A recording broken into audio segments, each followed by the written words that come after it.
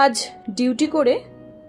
Duty শেষে কিন্তু বাড়িতে আমি একাই ফিরেছিলাম, তাও ট্রেনে করে। কারণ কদিন ধরে আমি হাঁটতে পারছিলাম না, একদমই মাথা খুব ঘোরাচ্ছিল, হাতে পায়ে এমন টান ধরেছিল আর পায়ের পাতাগুলো এমন ফুলেছিল যে হাঁটা আমার পক্ষে অসম্ভব হয়ে দাঁড়াচ্ছিল। আর তার জন্য কিন্তু এখন আমার হাজব্যান্ড আমাকে অফিসে ছেড়ে দেয়, আর যাওয়ার সময় যদি কষ্টটা কম হয় তাহলে আমি চেষ্টা করি যে ট্রেনে করে চলে আসার। আর তাই জন্যই আজকে আমি একা একা দুটো অটো চেঞ্জ করে, যেরকম দমদম স্টেশনে পৌঁছে যাই চিড়িয়া মোড় হয়ে, সেরকমই স্টেশনে থেকে আমি একাই ট্রেন ধরে আসার চেষ্টা করছিলাম।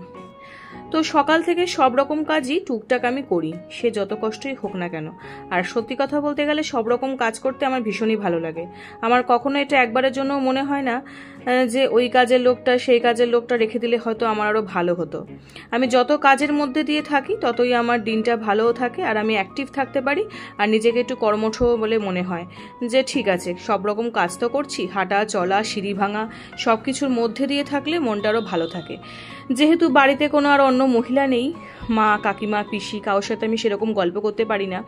এই সময় যেরকম স্বাভাবিকভাবেই মায়েরা চায়, হবু মায়েরা চায় যে পাশে যদি কেউ থাকতো একজন, তার সঙ্গে সব কিছু শেয়ার করা যেত, খুব ভালো হতো। কিন্তু যেহেতু আমার কোনো উপায় নেই, তার জন্য কিছু করার নেই। মাঝে মধ্যে যখনই টাইম পাই বাড়িতে কাজকর্মের মধ্যে দিয়ে আমি ঠাকুরের বই পড়ি, সেই বইগুলো দেখার চেষ্টা করি, আর টুকটাক করে নানান রকম ঠাকুরের গান কীর্তন এগুলো আমি করি, দুবেলা প্রার্থনা। তো এই কাজগুলো আমি করি, আমার খুব ভালো লাগে। তো সেদিনকার বাড়ি ফিরে আমি রান্নাবান্না যেরকম করার সেরকমই করছিলাম। এখানে আজকে আমি বানিয়ে নিয়েছিলাম হচ্ছে ওল আলু দিয়ে ছোলা দিয়ে একটা মাখা মাখা তরকারি, তার সাথে উচ্ছে আলু ভাজা আর কাঁঠালের বীজের ভক্তা, এটা অনেকেই মাখা অনেক খেয়ে থাকে বাঙালরা, এর সাথে অনেকেই পরিচিত আছে। আর তার সাথে করেছিলাম আমের ডাল।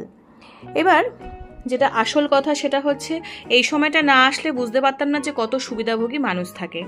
এক সময় যারা অনেক সুবিধা নিয়েছে আমার থেকে, তারা আজ যেন আমাকে চেনেই না, মানে এই সময়তে কোনো খোঁজ নেওয়া ফোন করা কিছুই আমাকে করে না।